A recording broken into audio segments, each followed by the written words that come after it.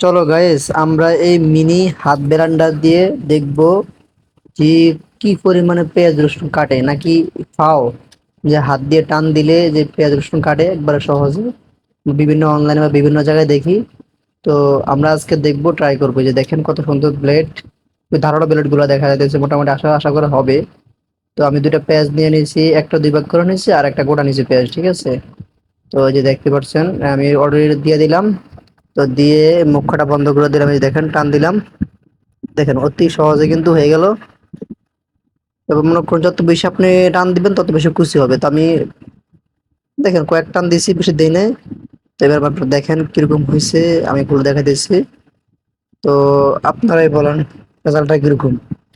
আমি মনে করি যে খুবই সুন্দর, ঠিক আছে। স্বল্প রেটের ভিতরে খুবই সুন্দর একটা ব্লেন্ডার। তো যাদের লাগবে তারা অবশ্যই যোগাযোগ করতে পারেন। আর দেখেন ব্লেড গুলো খুবই ধারালো এবং খুবই মজবুত। তো ঠিক আছে, আল্লাহ হাফেজ।